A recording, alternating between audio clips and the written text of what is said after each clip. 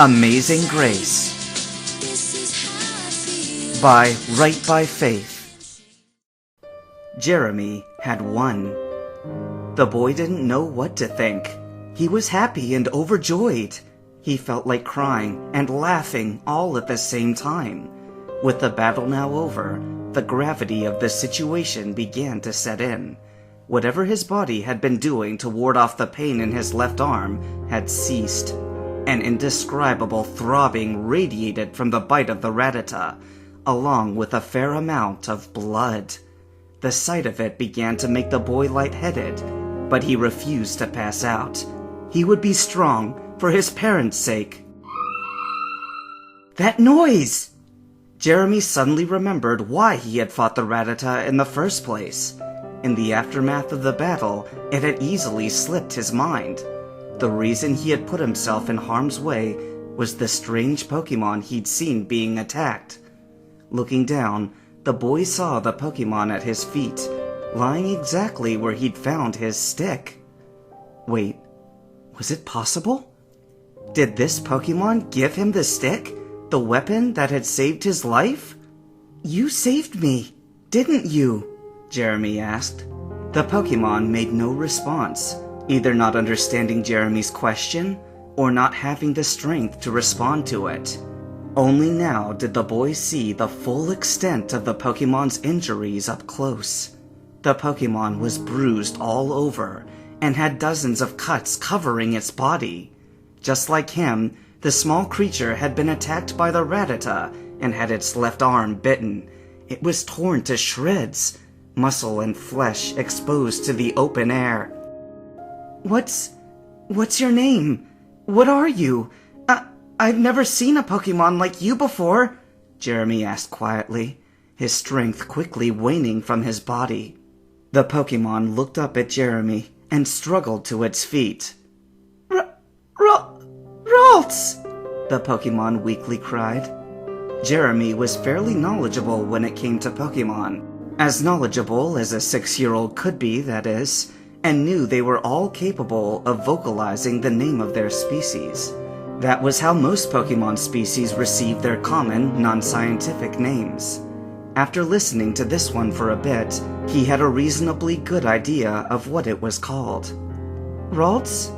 Is that your name? The Pokemon nodded weakly in response, though whether it was because it understood what the boy had said, or because it had heard its name, was up for debate. Without warning, the small creature collapsed back onto the ground, a soft thud reverberating through the air as it impacted the soft soil. Ralts! Jeremy dropped down to his knees and hovered over the whimpering Ralts.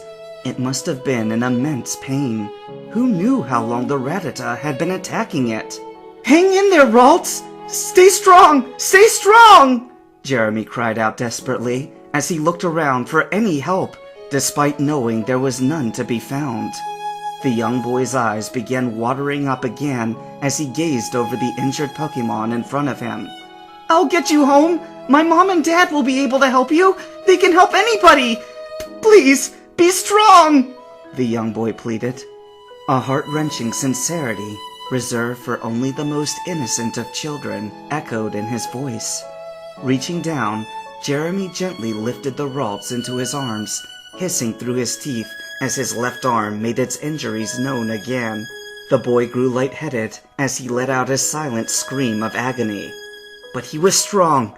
He had to be strong for his parents, his siblings, and now, Ralts. I'll save you. Then, maybe we can be friends? Jeremy asked aloud as he looked down at the Pokemon cradled in his arms. Looking up at the sky, the young boy felt a pang of panic overtake him. Gone were the blue skies and bright yellow sun that had graced Twinsport with its warmth only an hour before. In their place were dark, ominous purple clouds. The clouds were coming from the sea. Storms often rolled in without warning, but never before had one of the flash storms rolled in at such a terrible time. He wanted to scream. Jeremy wanted nothing more than to wake up and find out this was all just a bad dream. He hadn't been attacked by a ratata. and the Ralts cradled in his arms was living happily in the forest, safe and sound. There wasn't a flash storm, and he was still playing merrily in the creek, without a care in the world. But it wasn't a dream. Fate seemed to conspire against the boy as the ominous clouds moved inland. He had to continue pushing onwards.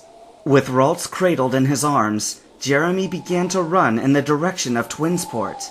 He didn't even bother to go back for his shoes.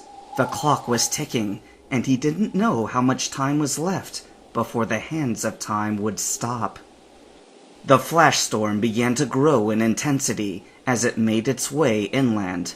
Jeremy could hear the thunder of the storm growl deeply in the distance as the dark clouds continued their steady advance across the sky.